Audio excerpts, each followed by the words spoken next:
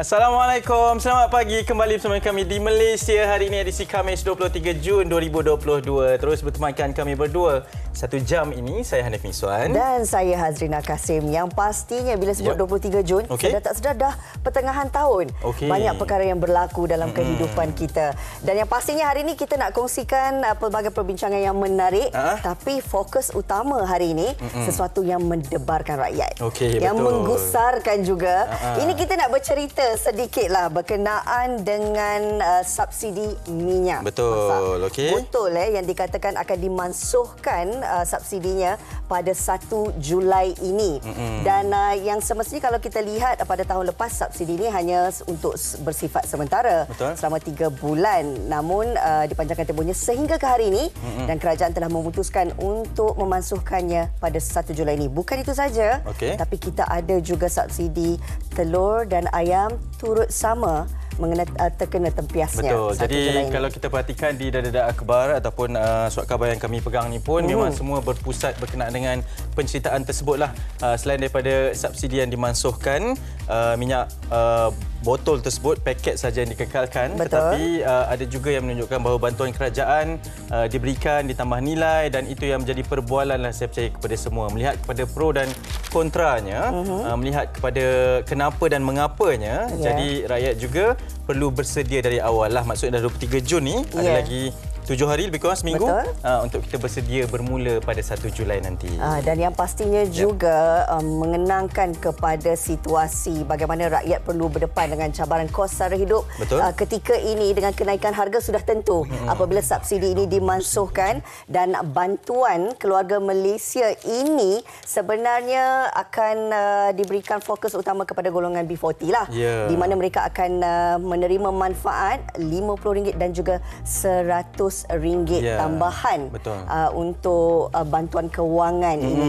Dan ini dilaporkan boleh disemak statusnya bermula pada 27 Jun nanti melalui pautan yang saya percaya semua dah dapat banyaklah dalam grup WhatsApp masing-masing dan semua perlu cakna, perlu ambil tahu berkenaan dengan perkara ini dan lihat satu persatulah di mana keberkesanannya. Maksudnya kalau kita dah mula nak tengok ataupun nak ada stok minyak masing-masing tu, tengok dan dapatkan dengan berpada-pada juga sebab kita sama-sama nak dapatkan yang terbaik bagi semualah keperluan ini kan. Minyak ke, ayam ke, telur ke, jadi semua perlu merancang dengan baik selepas ini. Orang kata sama ada sama rasa lah ya. Ingat-ingatlah rakan-rakan ataupun jiran-jiran kita juga. Baik, kami juga nak kongsikan berita terkini yang kita perolehi di Melaka. Kabarnya pagi ini berlaku banjir kilat terutamanya di kawasan Sungai Rumput, Sungai Udang ini. Paya Rumput, Sungai Udang. Kawasan yang terjejas banjir kilat dan pastinya kita sedar kalau dekat sini pun kalau tak salah malam tadi pun hujan lebat juga. Kan? Dan sekarang ni pun menurut Met Malaysia, hujan lebat dijangka berterusan sehingga jam 10 pagi ini di sekitar selatan tanah air, terutamanya di kawasan Melaka yang terjejas ni. Dan dilaporkan juga sepanjang bulan ini dan juga bulan depan, pola taburan hujan ini tidak menentu. Maksudnya di mana-mana di sekitar kawasan di Malaysia, terutamanya di Semenanjung, Sabah dan juga Sarawak, memang kita perlu sentiasa melihat kepada perkembangan setiap harilah. Maksudnya kalau nak tahu esok hujan ke tak, hari ini kita kena semak dan juga periksa. Kalau ikut map Malaysia sepatutnya bulan Jun dah okey, stabil. Tetapi keadaan sekarang ini tidak menentu. Baik, itu kisah-kisah yang kami nak bawakan penting untuk tatapan penonton Malaysia hari ini. Ini juga sesuatu yang menarik ni. Apa tu? Ini kita nak kisahkan seorang lelaki cangkok aib berusia 40 tahun ataupun mahu dikenali sebagai John Chan, merupakan penyelamat lebah Malaysia. Salah seorang aktivis NGO My Bee Saviour. Tugasnya mudah sahaja. Ke rumah-rumah yang mempunyai lebah dan dibawa, diletakkan di hutan. Satu tanggungjawab saya yang kira Hanif berani. Saya memang saya lari dulu. Saya dengan saya lari bawa pergi mana-mana yang patut. Tapi ini satu tugas yang mulia yang tak semua orang boleh buat dan kita nak saksikan perkongsian ini. Silakan.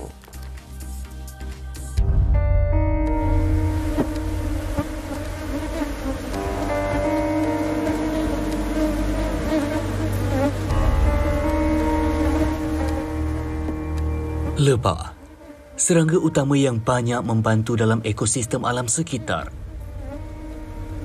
Namun lebah juga mempunyai bisa atau sengat yang boleh membawa kecederaan yang teruk. Punca alam Selangor penempatan kediaman yang tenang dan sunyi menjadi pilihan kepada mereka yang ingin lari dari hiruk pikuk kota. Suhaili Muhammad Syukur, 41 tahun, antara yang sudah lama menjadi sebahagian warga penduduk di kawasan perumahan ini. Namun apa yang menggusarkan adalah penularan sarang lebah yang terletak lebih kurang 15 meter dari rumahnya. Saat tu bercampur baur lah. Kalau ikut saya, pemahaman saya, lebah ni tak mengancam selagi kita tak kacau dia. Kalau kita tak trigger dia kan, kita tak jolok sarang dia, kita tak sentuh dia, so dia tak akan sengat kita balik. Tapi sekarang ni masalahnya perumahan ni bukan habitat dia. Perumahan ni ada anak-anak. Jadi bila anak-anak ni tak faham. So dia nampak dia nak jolok. So maybe bila dia jolok tu dia akan menyengat budak-budak. So tak sesuai lah lebah tu ada dekat sini.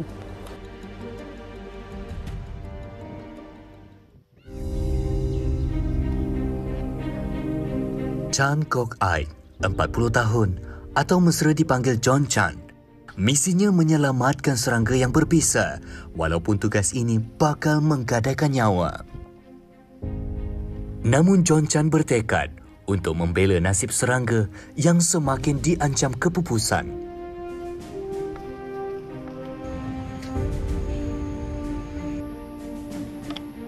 Kebiasaannya John akan menerima panggilan daripada pengadu untuk datang ke tempat mereka bagi menyelamatkan serangga itu. Dia akan menganalisis jenis lebah terlebih dahulu sebelum melakukan proses pemindahan. Dengan cara itu, dia akan mendapat mengenal pasti jenis lebah yang akan diselamatkan. Lebah ada kalanya jinak, namun boleh bertindak liar dan menyerang mangsa pada bila-bila masa. John akan memotong dahan pokok bagi memudahkan kerja-kerja menyelamatkan lebah selain memastikan tiada sebarang kecederaan berlaku. Kemudian, perangkap akan dipasang di atas dahan dan lebah senang untuk dimasukkan ke dalam beg yang disediakan.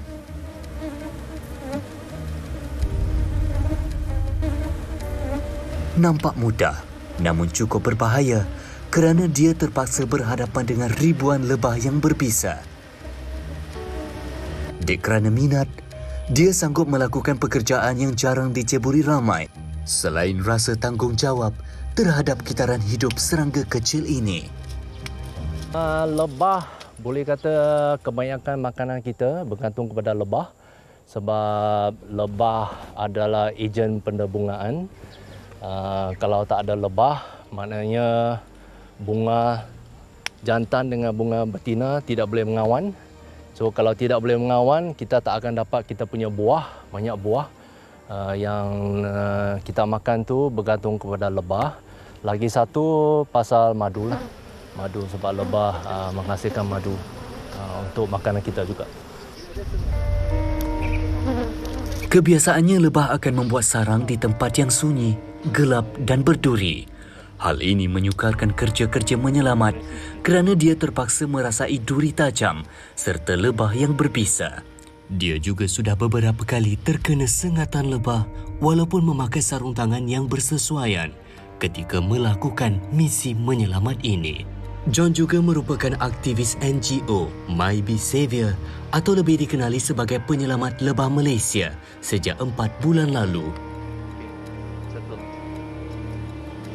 Lebah yang telah diselamatkan akan dibawa ke hutan untuk dibebaskan. Jarak tempat perumahan dan hutan yang bakal dilepaskan lebih kurang 10 kilometer. Ini sebagai satu langkah pemeliharaan lebah dalam menjaga ekosistem semula jadi. Objektif supaya lebah ni kekal hidup. Kita tak mau dia dibakar atau disembur risek, dia terus mati. So itu yang objektif yang paling utama. Yang kedua itu ada kaitan dengan konservasi secara the bigger picture. Sebab lebah itu adalah sebahagian daripada ekosistem kita. So kalau tak ada lebah, maknanya bunga pun tak jadi, buah kita pun tak jadi. So ada juga terpengaruh kepada kita manusia jugalah. Usaha sebegini wajar dipuji bagi memelihara kelestarian alam semula jadi supaya serangga ini tidak terus pupus.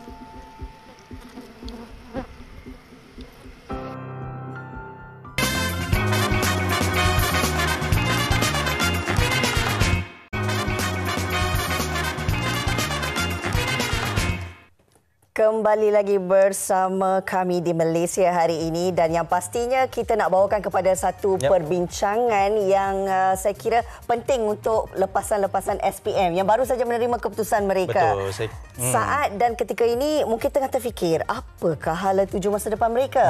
Nak sambung belajar atau nak bekerja? Ya, ataupun mungkin ada perkara yang lain lah sebab sekarang ni kan macam era di zaman yang baru kan. Dan juga perbezaan-perbezaan ini yang kita nak raikan, tiada pilihan yang betul pada ketika ini. Saya percayalah maksudnya ataupun tiada pilihan yang salah lah. Semua pilihan ni boleh membawa kepada satu perkara yang betul nanti, okey? Dan kita akan ada perbincangan. Kita nak alu-alukan terlebih dahulu kehadiran Cik Saiful Reza Muhammad, pemangku pengarah Pusat Kaunseling dan Kerjaya dari UIE Malaysia. Assalamualaikum. Selamat pagi. Selamat datang. Terima kasih kerana bersama kami, Cik Saiful. Terima kasih menjemput. Baik, sebelum kita nak panjangkan perbincangan ini, kita nak bawakan dulu pemerhatian penonton tentang satu VT ini ataupun bingkisan ini berkenaan dengan perancangan selepas SPM. Saksikan.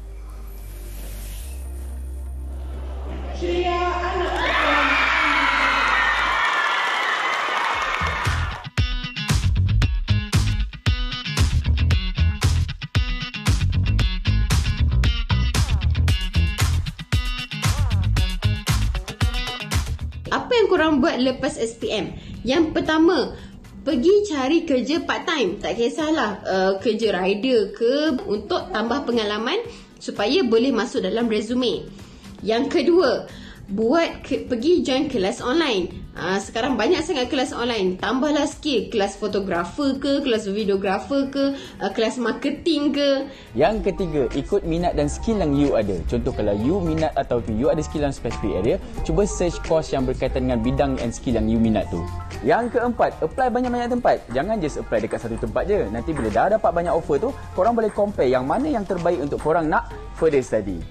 Kalau awak dah habis SPM, tak tahu nak buat apa, awak ada dua pilihan. Yang pertama, sama ada awak bekerja, ataupun yang kedua, awak tunggu panggilan untuk awak sambung belajar. Kalau awak target lepas habis belajar awak nak kerja, ini antara program yang saya sebagai cikgu boleh sarankan kepada awak. Kiranya awak nak laluan fast track untuk awak sambung degree, okey, ini antara pilihan yang terbaik untuk awak.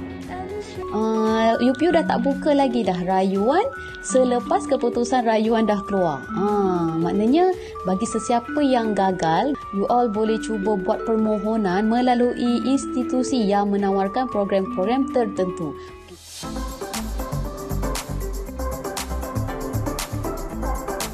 Perancangan saya selepas SPM ialah untuk sambung belajar dalam bidang kejuruteraan elektrik. Jadi, mengapa saya pilih bidang kejuruteraan elektrik? Saya sejak sekolah menengah lagi memang suka atau berminat dalam subjek fizik, terutamanya dalam topik-topik seperti elektrik dan elektronik. Perancangan saya adalah untuk menjalankan program asasi di universiti ataupun A-level. Saya lepas SPM ialah nak dapatkan scholarship untuk belajar dekat overseas dalam course chemical engineering. Kenapa? Sebab I want to be the future engineer and make a new renewable energy to replace the sources of energy nowadays. Saya nak belajar foundation in arts, lepas tu nak sambung degree in masscom. Kerana saya dah lama minat dalam bidang-bidang masscom ni daripada tingkatan 4. Jadi saya nak jadi journalist. Saya nak sambung pengajian saya dalam bidang art and design, tapi disebabkan zaman COVID ni yang melanda, keluarga sarankan saya sambung dalam bidang logistik disebabkan logistik ni ada mempunyai peluang pekerjaan yang besar dan sebab buat kajian dan research dekat internet, dan memang logistik ni adalah satu bidang yang mempunyai peluang pekerjaan yang sangat luas lah. Jadi insya-Allah saya akan cuba pilih bidang yang keluarga saya pilih. Itu dia tadi antara impian dan hala tuju lepasan SPM, bagaimana mereka memikirkan tentang masa depan mereka. Bak kata Hanif tadilah, tidak ada yang betul, tidak ada yang salah. Betul. Nak bekerja ataupun nak menyambung pengajian. Hari ini kita terus nak bersama dengan Cik Saiful. Bercerita tentang membina masa depan. Kita nak tahu hala tuju seseorang itu. Sebab setiap daripada individu ini ada mungkin masa depan yang berbeza, impian yang berbeza. Bagaimana sebenarnya kita nak melihat sama ada bekerja ataupun belajar ini, menyambung pengajian ini, kedua-duanya pilihan masing-masing. Bagaimana kita nak melihat? Okey, terima kasih Rina, Hanif, kan? Sedang penonton di luar sana. Tahniah terlebih dahulu adik-adik kita yang baru saja ambil result SPM. Satu persoalan yang cukup baik dan dijawab pun tadi sebenarnya. Tidak ada betul, tidak ada salah. It's long debate sebenarnya. Masing-masing ada hujah masing-masing. Tapi saya suka melihat dalam konteks sebenarnya ilmu sebagai penyuluh kehidupan. Dia ikut, dia tidak ada betul salah, tapi dia ada pro and cons juga. Dan kita bila bercakap pasal kerjaya ni, dia satu perkara yang sangat dinamik dan berubah ikut arus masa. Lihat informasi dan exposure yang seseorang tu ada. Sebab tu kadang-kadang kita lihat di Malaysia, sebelum kita nak jawab tu juga, ada yang orang belajar lain, kerja lain. Setuju. Maknanya masa tu aspirasi dia berbeza, tapi dia terekspos kepada satu suasana bentuk kerjaya yang merangsang aspirasi yang mungkin berbeza. Kematangan ada datang dan info baru datang, maka dia punya keputusan lebih decisif lah untuk kadang-kadang merungkah arus yang mana jauh beza. Satu bidang baru, belajar benda baru.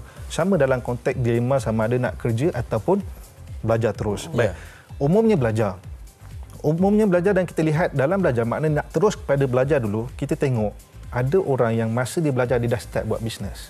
Tak ada masalah. Kat situ dia dah smart lah.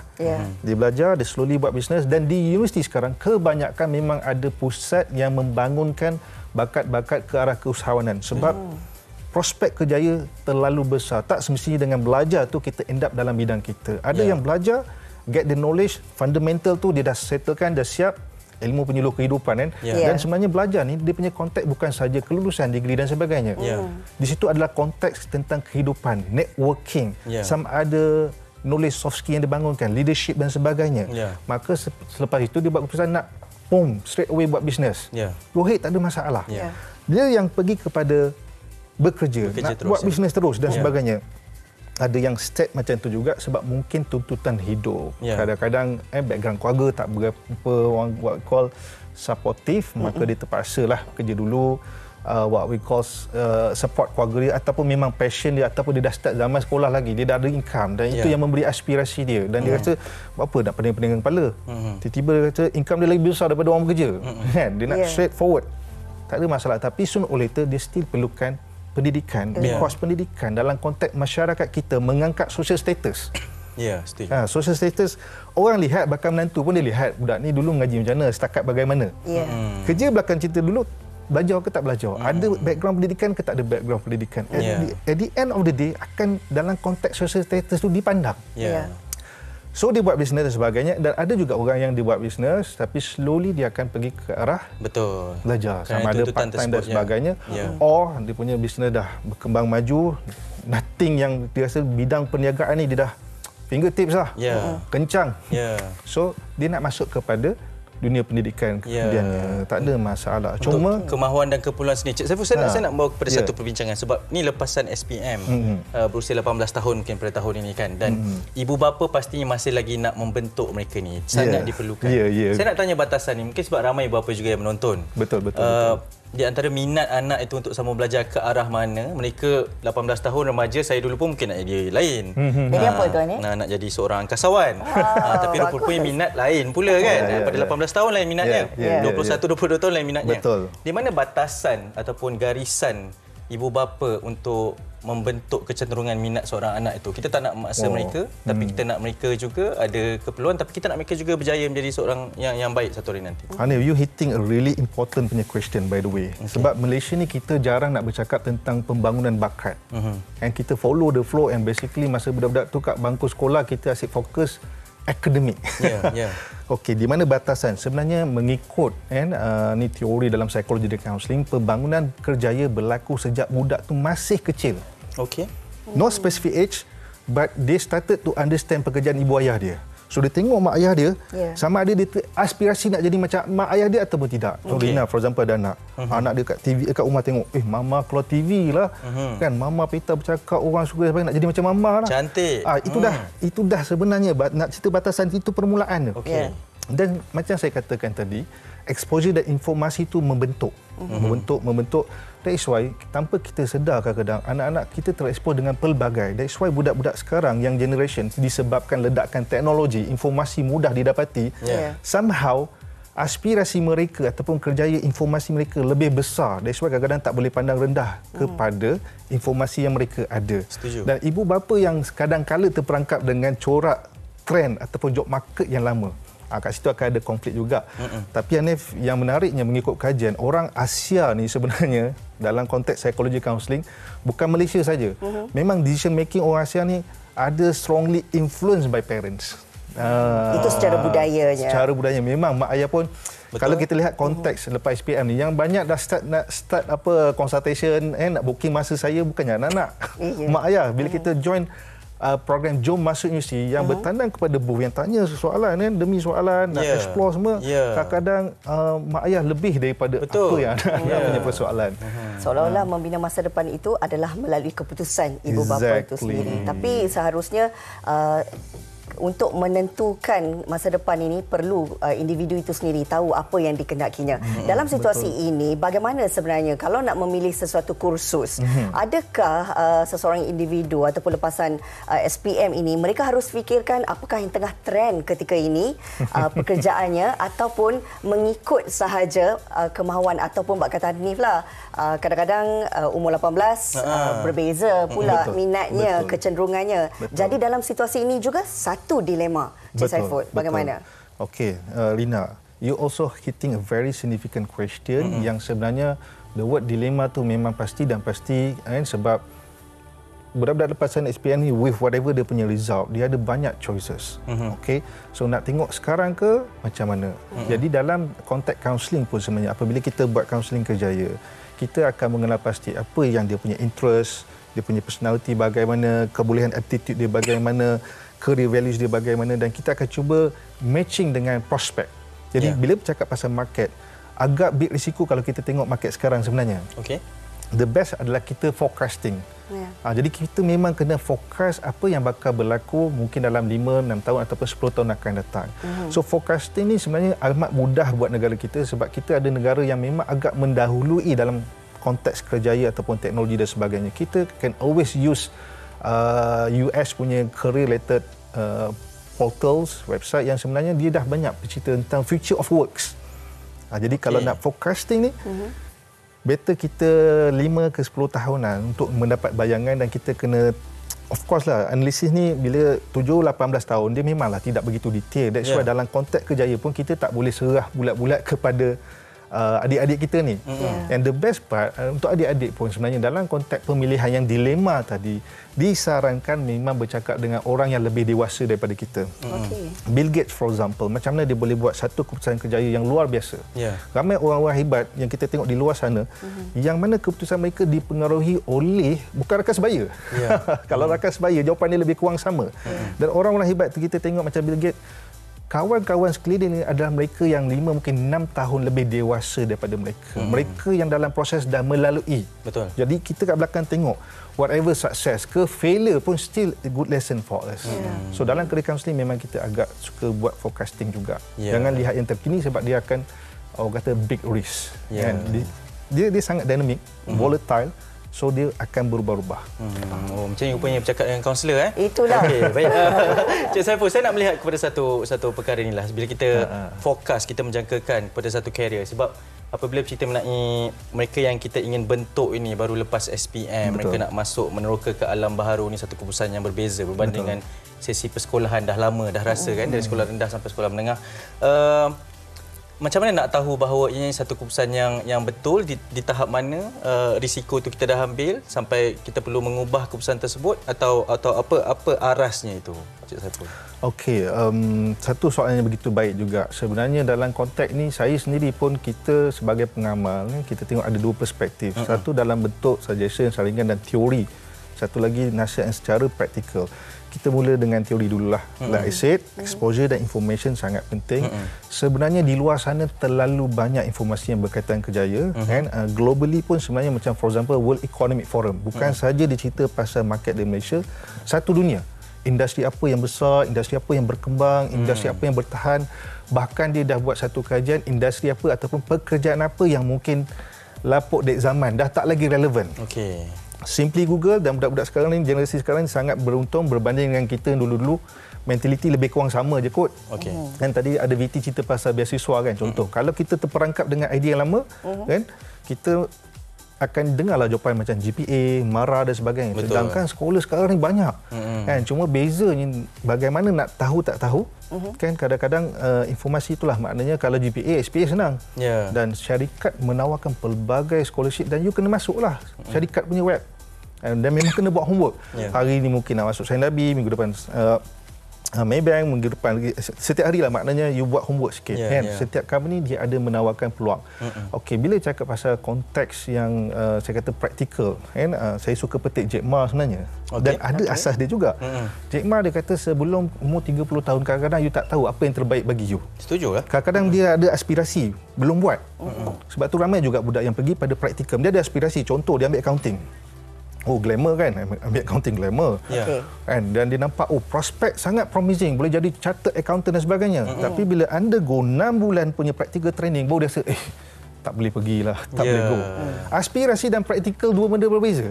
Tiba-tiba dia kata dengan manajemen, sebenarnya saya lagi suka berkomunikasi, tolong orang buat services. Dia nak change daripada accountant kepada HR contoh.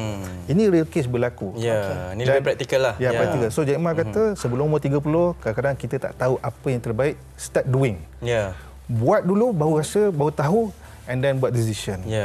Okey. Baik. Saya kira ini juga satu proses yang panjang lah. Kalau kita nak fikirkan tentang masa depan, bukan hari ini saja kita dapat menentukan 10 tahun lagi kita jadi apa, tetapi mengikut kepada peredaran dan juga trend. Betul ya, Cik Syaiful? Apapun terima kasih kita nak ucapkan kepada Cik Syaiful Reza Muhammad, Pemangku Pengarah Pusat Kaunseling dan Kerjaya UIA Malaysia. Terima kasih. Nanti jumpa lagi insya-Allah. Okey, sebelum kita nak berhenti rehat, kita nak kongsikan ni satu lagi bingkisan berkaitan dengan dilema antara minat dan juga profession yang disediakan oleh rakan wartawan iaitu Mimi. Jom.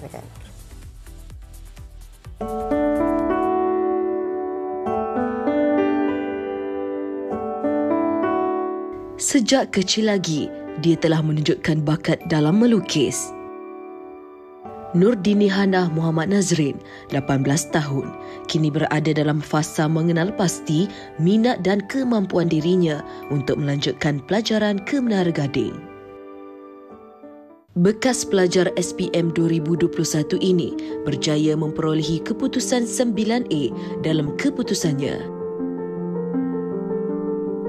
Malah, dia berhasrat untuk menyambung pelajaran dalam bidang pergigian. Namun, disebabkan minatnya yang mendalam terhadap bidang seni, sedikit sebanyak memberi keraguan terhadap dirinya untuk memilih bidang yang bakal dipilih di universiti kelak. Untuk memilih hala tuju selepas SPM memang bukan ikut kata kita je lah. Kalau ikutkan kita, as a doktor, saya nak juga anak saya ikut jejak langkah. Tapi at the same time, I know dia mesti kena ada minat yang mendalam, passion tu.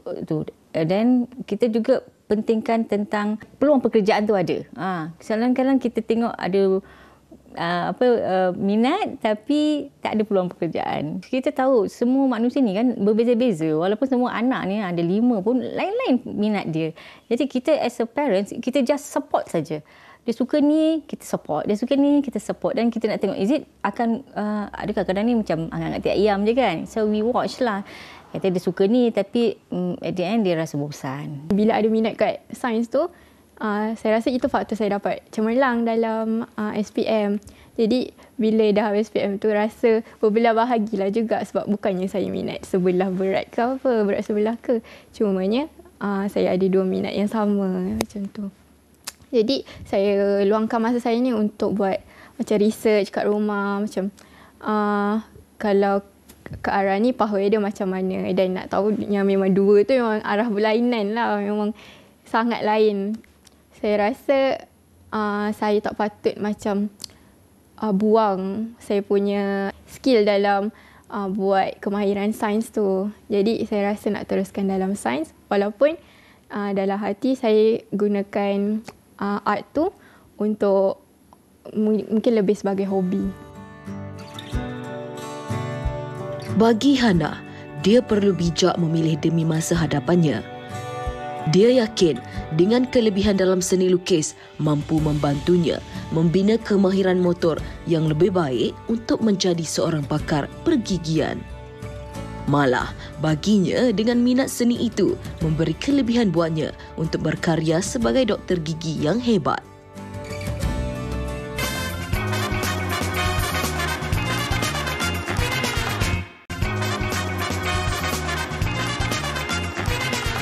Baik, kembali bersama kami di Malaysia hari ini. Kita nak teruskan keceriaan anda pada pagi ini untuk kita bawakan kepada anda satu lagi kempen. Itu kempen Hari PMKS 2022. Saya nak kenalkan 2 orang tetamu saya yang sangat istimewa di studio pada pagi ini, iaitu Teknologis Muhammad Yusman Amiran, Ketua Sektor PMKS dari Unify.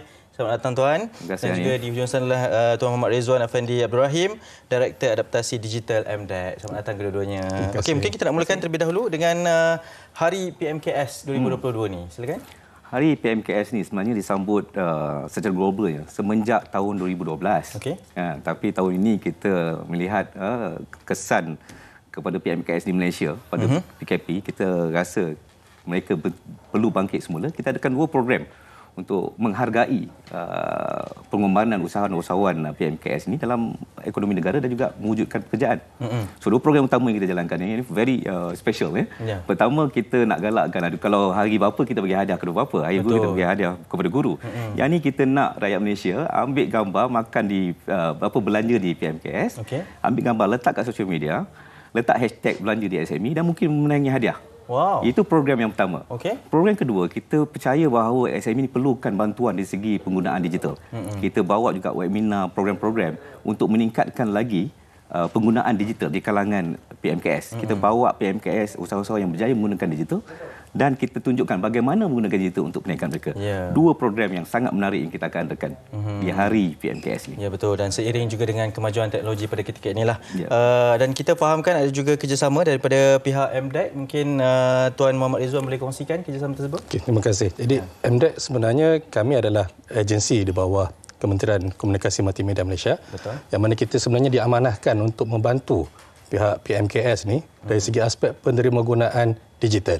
Sebab dengan COVID yang berlaku, ramai sebenarnya melihat keperluan untuk go digital.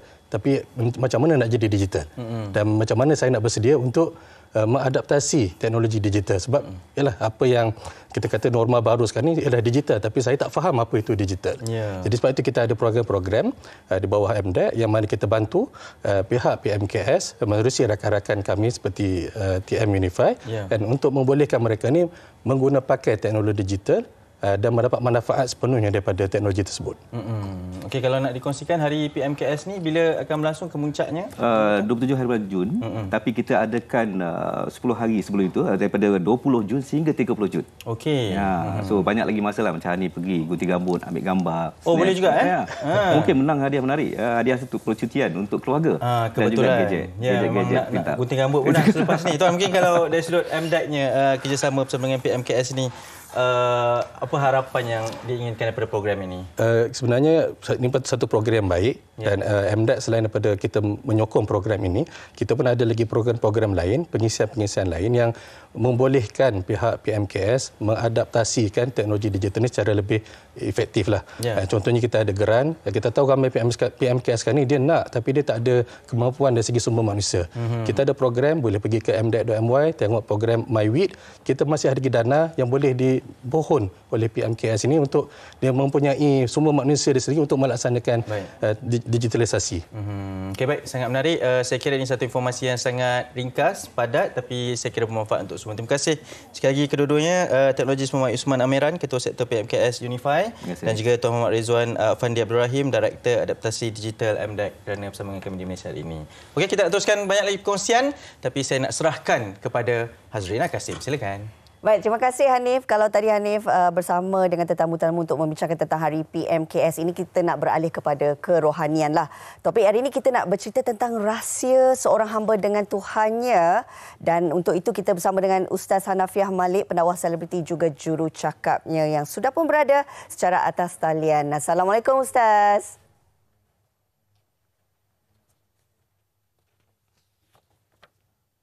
Waalaikumsalam warahmatullahi wabarakatuh. Baik, Ustaz sihat ya? Alhamdulillah. Rina sihat? Sihat, Alhamdulillah. Baik, bertemu sekali lagi untuk hari ini. Tapi kali ini topiknya, kalau kita tengok Ustaz, memang deep betul. Rahsia seorang hamba dengan Tuhannya. Bagaimana kita nak kaitkan topik ini Ustaz dengan ibadah korban? Sebab kita tahu Hari Raya Aidiladha bakal menjelma. Jadi apa perkaitannya dengan ibadah korban? Salah satu ibadah yang sangat dituntut oleh Allah Subhanahu Wa Taala. Silakan Ustaz. Baik Rina, yang pertama sekali kita kena ingat apa rahsia hamba dengan Tuhannya, kita dengan Allah. Rahsia yang pertama nak bagi mudah faham, ikhlas. Orang yang ikhlas ni, itu adalah rahsia dia dengan Allah. Allah je tahu dia ikhlas ataupun tidak. Sebab tu kita menyeru orang melakukan ibadah korban dengan yayasan ikhlas. Supaya apa? Supaya kita dapat ikhlaskan hati kita membantu saudara mara Islam kita yang berada dalam keadaan kesusahan, yang setahun sekali pun tak pernah dapat rasa makan daging, kita cuba bantu mereka. Dan Alhamdulillah kita berdapat dan tengok dalam surah Al-Insan ayat 8 hingga 11. Dan mereka yang memberi makanan yang disukai kepada orang miskin, anak yatim dan orang tawanan, seraya berkata sesungguhnya kami memberi makanan kepada hanyalah kerana mengharap redha Allah. Ini ikhlaslah. Kami tidak mengharapkan balasan terima kasih dari kamu. Sesungguhnya kami takut akan azab Allah pada hari orang-orang yang bermasa muka pada hari kesulitan. Maka Allah melindungi mereka dengan kesudahan pada hari itu dengan memberi keceriaan dan kegembiraan pada mereka, dan Dia Allah memberi balasan berupa syurga dan pakaian sutera kepada mereka yang dengan kesabaran. Mereka kerana kesabaran. Sabar dan ikhlas adalah rahsia cinta kita dengan Allah. Wallahu a'lam. Besar rahsianya ya Ustaz. Baik, bila menyentuh tentang Hari Raya Aidiladha, pastinya dalam kalangan kita ni ramai dah tercari-cari dah Ustaz, kat mana nak buat ibadah korban. Persoalannya, semua mempunyai niat yang baik nak melakukan ibadah korban. Tetapi mungkin kerana kekangan gaji yang kecil ini menyebabkan ramai yang mungkin bimbang tak dapat melaksanakannya. Boleh ke Ustaz kalau kita nak buat ibadah korban walaupun gajinya kecil? Boleh. Rina, Yayasan Ikhlas kita buat dengan harga yang rendah, iaitu RM390 di luar negara. Dan kita telah melakukan ibadah korban ini daripada tahun 2014. 2014 lagi. Sejak daripada tahun itu hingga tahun lalu, kita dah bagi daging korban kepada 158,000 keluarga saudara Muslim dan 384 orang. Di 9 buah negara telah menerima daging korban daripada rakyat Malaysia yang melakukan ibadah korban dengan Yayasan Ikhlas. Dan kita tahun ni kita nak buat 7 buah negara pula. Terutamanya di Republik Chad, Nigeria, India, Bangladesh, Kemboja dan juga Aceh dan juga di semenanjung Malaysia. Wallahualam. Bermula RM390 saja. Mana yang lebih kau cintai hadapi. RM390 ke Allah. Nabi Ibrahim diuji, mana yang lebih kau cintai Ibrahim, Ismail ataupun Allah. Ujian ke atas Nabi Ibrahim amat berat, tetapi Allah uji kita dengan duit je. Sanggup tak buat ibadah korban dengan Yayasan Ikhlas dengan hanya RM390. Kalau tak mampu, nampak sangat kita ni orang yang lemah untuk menunjukkan korban kita pada Allah. Baik Ustaz, tapi kalau hari ini ada yang bersemangat nak melakukan ibadah korban, bagaimana caranya Ustaz? Pertama sekali tuan-tuan boleh nampak dekat skrin kaca TV ni ada gambar-gambar dan ada maklumat yang perlu dapati. Ataupun ambil je nombor telefon ni 03 8751 2500. Ini hubungi segera. Ataupun masuk ke dalam www.korbanikhlas.com. Ataupun paling senang screenshot je ataupun tengok gambar je video yang tertera. InsyaAllah boleh hubungi dengan Yayasan Ikhlas dan kita akan bagi maklumat detail insyaAllah. Okey Ustaz, mungkin di hujung ni kita nak tahu jugalah kenapa kita perlu melakukan ibadah korban di luar negara selain daripada dalam negara kita sendiri Ustaz. Dalam negara ramai orang kena darah tinggi akibat terlalu banyak makan daging korban. Dan dalam negara kita walaupun kita susah tetapi ada saudara Islam kita lebih susah dan miskin di luar negara. Ingat umat Islam itu bersaudara, susah senang tetap bersama, tidak pernah terpisah dengan sempadan negeri atau negara. Dan kebanyakan mereka sangat susah sehingga daging nak makan setahun sekali dia. Ada yang kita beri daging tu melakukan sujud syukur kerana gembira dapat makan daging. Wallahu a'lam. Dalam negara kita ni banyak dah. Tapi yang paling best, dalam negara dia buat, luar negara pun dia tak ketinggalan. Dia buat bersama Yayasan Ikhlas, dengan itu dia dapat pahala yang berganda-ganda. Rina, tambah sikit. Silakan. Apa maksud Hari Raya Aidiladha? Hari Raya Aidiladha adalah hari kebesaran Allah. Macam Rina, hari kebesaran Rina hari jadi, masa hari lahir. Tiba-tiba tak ada orang bagi hadiah, tak ada orang wish. Kecewa kan? Sedih. Tapi kalau kita bagi hadiah sembelih binatang korban pada hari Raya Adha, Allah akan sayang dan rindu kepada kita, insya-Allah. Insya-Allah Ustaz, mudah-mudahan hari ini ramai yang orang kata ada gerakan hati untuk melakukan ibadah korban. Terima kasih Ustaz Hanafiah Malik, pendakwah selebriti dan juga jurucakap untuk berkongsi tentang rahsia seorang hamba kepada Tuhannya. Kita nak berehat seketika, kembali lagi selepas ini di MHI.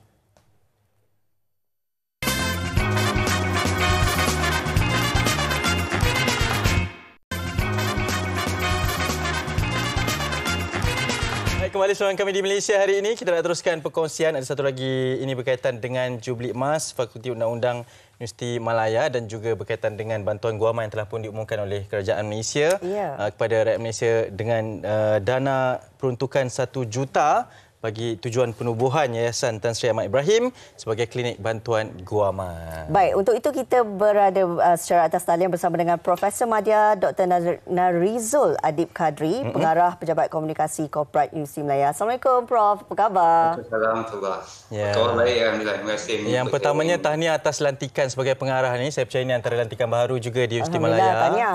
Betul, baru seminggu. Semalam cukup seminggu ni. Ya, alhamdulillah. Baik, jadi orang yang tepatlah untuk bicara bersama kita. Mungkin sebagai permulaannya, Prof, kita nak kongsikan berkaitan dengan sambutan perayaan Jubli Emas kepada Fakulti Undang-Undang Universiti Malaya ni. Prof, silakan. Baik, terima kasih Hanif. Baik, perayaan Jubli Emas Fakulti Undang-Undang ni adalah perayaan sempena 50 tahun penubuhan fakulti, iaitu pada 21 April 1972. Saya pun belum ada lagi. Perayaan ni secara asasnya adalah untuk kita merapatkan kembali jaringan alumni yang sudah ramai kita lahirkan di Malaysia ini. Suka saya nak kongsi di sini yang berkaitan alumni kita, bukan sahaja mereka bekerja atau menjadi mempunyai kerjaya di dalam bidang kehakiman dan guaman, tetapi mereka juga berada di pelbagai lapisan pekerjaan dan sektor industri. Suka juga saya kongsi yang juga dikongsi oleh Yang Berhormat Datuk Perdana Menteri kita. 3 cabang kuasa negara kita pada masa ini secara uniknya diketuai oleh alumni daripada Universiti Malaya. Badan eksekutifnya oleh Perdana Menteri sendiri, badan kehakimannya oleh Ketua Hakim Negara, dan badan legislatif iaitu Speaker Dewan Rakyat sekarang juga merupakan alumni Fakulti Undang-Undang Universiti Malaya. Jadi daripada situ juga dapat kita lihat antara objektif pelancaran majlis ini bukan setakat untuk merapatkan lagi hubungan mereka, tetapi juga memberi sebagai tanda atau signal kepada masyarakat dan semua yang peranan sebagai seorang alumni ini bukan terhenti setakat menjadi lambang di Universiti Tertua Negara, tetapi menyedarkan kita semua yang peranan kita sebenarnya lebih besar lagi setelah kita menamatkan pengajian, iaitu dalam pembangunan negara, dalam pembangunan masyarakat dan banyak lagi. Dan saya kira kehadiran Perdana Menteri juga amat penting dalam meneruskan objektif ini supaya perkara ini jelas di mata masyarakat. Prof, kalau kita lihat Fakulti Undang-Undang di ini sendiri melahirkan ramai personaliti yang tersohor. Jadi bagaimana mungkin kita melihat dari segi keberkesanan fakulti ini sendiri melahirkan bintang-bintang ataupun personaliti tersohor ini? Baik, saya sebenarnya secara peribadi telah pun menemui dekan sekarang, iaitu yang berusaha Profesor Datuk Johan sendiri. Uniknya undang-undang ni di mata bidang bukan sains, kerana ia sebenarnya melatih pemikiran kita. Ini adalah penerangan daripada Datuk Dekan sendiri. Jadi kelebihannya pengajian undang-undang ini adalah kerana ia membenarkan alumni kita, in fact bukan alumni saja, alumni undang-undang di mana saja, mereka mempunyai peranan yang luas. Mereka berperanan untuk menjadi sebahagian daripada mereka yang membuat keputusan sebagai eksekutif, juga mereka yang mampu membuat perancangan masa panjang di mana saja mereka berada. Sebab tu saya katakan tadi, mereka ni bukan kebanyakan tetapi sebahagian daripada mereka sebenarnya tidak perlu meneruskan pengajian di bidang kehakiman dan guaman, kerana kemahiran mereka bertutur, kemahiran mereka berkongsi pendapat, kemahiran mereka bekerja dengan orang lain adalah antara kemahiran yang penting di mana-mana institusi. Jadi mungkin terdapat kelebihan jadi universiti yang tertua di negara kita dan melahirkan ramai personaliti yang tersohor. Saya kira yang lebih penting adalah kemahiran setiap alumni daripada mereka untuk menyumbang semula kepada negara. Saya kira itu penting. Baik, kalau boleh kita nak sentuh sikit Profesor Madiat, ini berkaitan dengan pengumuman yang Berhormat Perdana Menteri juga berkaitan dengan peruntukan 1 juta kepada khidmat bantuan guaman tu. Apa signifikannya kepada lanskap perundangan negara dengan pengumuman tersebut, Prof? Okey, lanskap daripada segi soalan ni agak menarik sebab kalau kita bercakap mengenai landscape negara kita, perubahan sedang berlaku. Banyak daripada pelbagai peringkat. Dari peringkat peribadi sehinggalah ke peringkat keluarga, masyarakat dan negara. Jadi pengumuman Perdana Menteri pada hari itu sangat tepat pada masanya kerana dia memberi satu signal yang kerajaan bersama-sama rakyat. Tak kira lah konsep keluarga Malaysia dan sebagainya, tapi saya kira ini adalah signal yang terbaik untuk menunjukkan universiti sebagai institusi pendidikan yang tertua di negara kita bersama-sama dengan pemerintah negara sebenarnya tidak melupakan masyarakat. Kita sebenarnya bersama-sama dengan masyarakat memahami masalah dan cabaran yang ada di dalam masyarakat dan kita cuba membantu mana yang mampu. Dan bantuan ini sebenarnya akan sangat-sangat membantu mereka yang tidak kemampuan untuk sama-sama mengambil bahagian dalam proses kehakiman. Sebagaimana yang kita faham, proses kehakiman ini objektifnya adalah untuk mencari keadilan dalam setiap perkara. Setiap perkara jenayah atau perkara lain lah. Tapi maksudnya ada di antara kita yang tidak kemampuan. Bila tidak mampu, dia tidak boleh ambil bahagian dalam proses kehakiman dan guaman ni. Jadi bantuan ini sangat-sangat membantu untuk mereka menjadi sebahagian daripada perkara ini. Setuju, Baik. Dan kita mengharapkan agar penubuhan Yayasan Tan Sri Ahmad Ibrahim, Klinik Bantuan Guaman ini dapat memberi yang terbaiklah khidmat guaman kepada mereka yang memerlukan. Terima kasih kita nak ucapkan kepada Profesor Madya Dr. Narizul Adib Kadri, Pengarah Pejabat Komunikasi Korporat Universiti Malaya. InsyaAllah kita jumpa lagi. Assalamualaikum. Assalamualaikum. Baik, itu sedikit perkongsiannya. Okey, sekarang kita nak war-warkan ini berkaitan dengan Jom Heboh dan jom datang beramai-ramai ke Karnival Jom Heboh pada hujung minggu ini bersama keluarga dan rakan-rakan dan macam-macam pelbagai aktiviti menarik disediakan untuk para pengunjung seperti belon udara panas, duit now serta permainan belon buih dan face painting di zon duit now dengan hanya RM1 Malaysia. Boleh bayar dengan imbas duit now, QR dengan mana-mana aplikasi perbankan mudah alih atau e-wallet. Ada juga deko LED dan neon untuk bergambar kenang-kenangan. Jangan lupa hashtag duit now, senang, cepat, selamat. Okey, itu yang pertama. Yang keduanya ini gerak-gerak khas ni. Okey, gerak-gerak khas. Laju sikit. Okey. Jangan lupa untuk saksikan musim baru Gerak Khas Undercover 2 mulai 24 Jun esok ni. Jam 10.30 malam hanya di TV3. Kita dah sampai ke penghujung siaran. Terima kasih kepada penonton-penonton setia kami yang terus bersama kami. Jangan lupa Gerak Khas Undercover. Undercover esok Tapi esok juga Malaysia Hari ini akan bersiaran dengan satu lagi perkongsian menarik, kabarnya dari Sabah. Sesuatu yang menarik, bahagia dengan cara tersendiri. Betul. Apa yang menariknya kita akan bersama kupaskannya esok. Ya, betul. Sekian saja dari kami berdua. Semoga bermanfaat. Senyum selalu. Assalamualaikum. Rasaku ini telah pun berakhir, namun engkau hadir membuka pintu hatiku. Beribu harapan telah ku akhiri, dan kini ku sedar